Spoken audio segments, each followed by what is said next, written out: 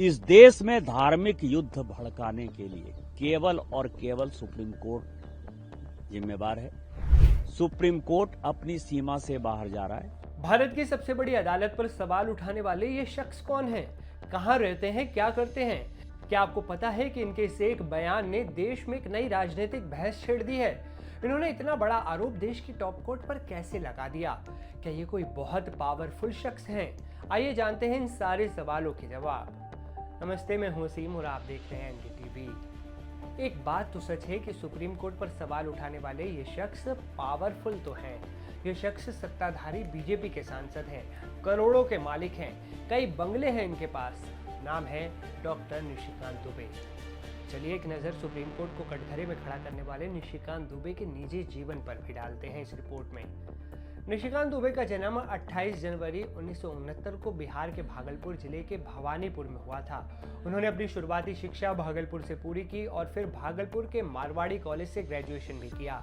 इसके बाद उन्होंने MBA और PhD की डिग्री प्राप्त की। निशिकांत दुबे की लव लाइफ भी काफ़ी चर्चा में रही है। उन्होंने 15 अप्रैल सन 2000 को अनामिका गौतम से शादी की। बताया जाता है कि वो उन्हें बचपन से जानते थे। कहा यह भी जाता है कि उन्होंने लव मैरिज की थी। अनामिका गौतम एक सफल बिजनेस वुमन है और धान्य भूति एंटरप्राइजेज नाम की कंपनी चलाती हैं। निशिकांत दुबे और अनामिका गौतम के 2 बेटे हैं जो विदेश में अपनी पढ़ाई कर रहे हैं। राजनीति में आने से पहले निशिकांत दुबे ने कॉरपोरेट जगत में भी खूब नाम कमाया। वो लंबे समय तक SR ग्रुप में कॉरपोरेट हेड के पद पर भी रहे। फिर साल आया 2009 जब निशिकांत दुबे ने राजनीति में आने की सोची और पहली ही बार में लोकसभा का चुनाव जीतकर सीधे संसद पहुंच गए। वे साल 2009 से लगातार झारखंड के गोड्डा लोकसभा क्षेत्र का प्रतिनिधित्व कर रहे हैं। उन्होंने 2009, 2014, 2019 और फिर 2024 में लगातार जीत हासिल की है। वर्तमान में वे भारत सरकार की वाणिज्य समिति के सदस्य और संचार एवं सूचना प्रौद्योगिकी समिति के अध्यक्ष भी हैं। अब बात करते हैं दौलत की। लोकसभा चुनाव 2024 के चुनावी हल्फनामे के मुताबिक निशिकांत दुबे के पास लगभग 74 करोड़ रुपए की कुल संपत्ति है। हालांकि उनकी पत्नी अनामिका गौतम का इसमें हिस्सा ज्यादा है। आप कह सकते हैं कि वो ज्यादा अमीर है। उनके पास 51 करोड़ 13 लाख की चल और अचल संपत्ति है। निशिकांत दुबे के पास भागलपुर, पटना, मुंबई, गुरुग्राम और दिल्ली जैसे बड़े शहरों में फ्लैट और फार्म हाउस भी हैं।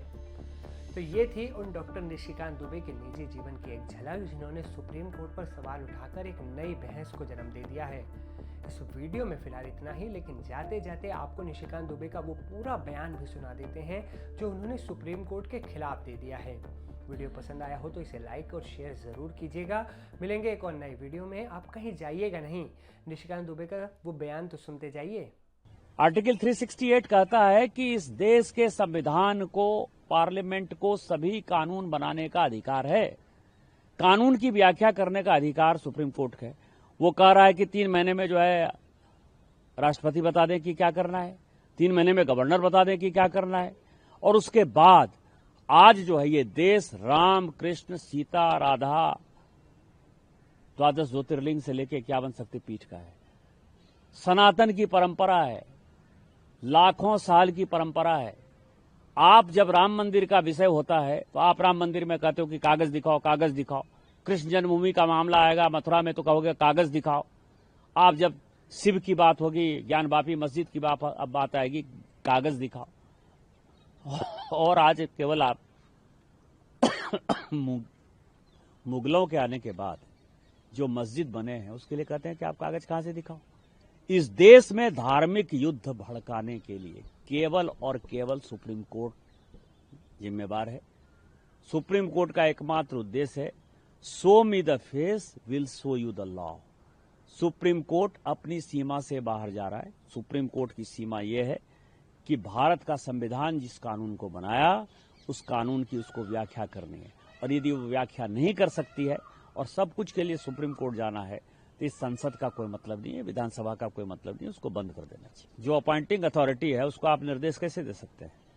भारत के चीफ जस्टिस का अपॉइंटमेंट भारत का राष्ट्रपति करता है।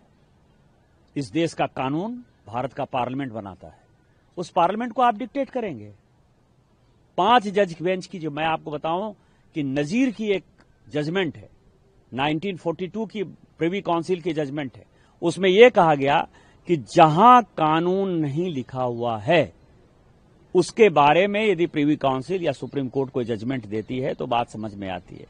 यहां पूरा जजमेंट लिखा हुआ है कि राष्ट्रपति का क्या अधिकार है, उपराष्ट्रपति का क्या अधिकार है, प्रधानमंत्री का क्या अधिकार है, हमारे पार्लियामेंट का क्या अधिकार है, हमारे सुप्रीम कोर्ट का क्या अधिकार है, हाई कोर्ट का अधिकार है। जब सब कुछ लिखत पढ़त में है तो तुम नया कानून कैसे बना दिया? 3 महीना कहां से लेके आ गए कि राष्ट्रपति को 3 महीने के अंदर फैसला करना है? ये किस कानून में लिखा हुआ है?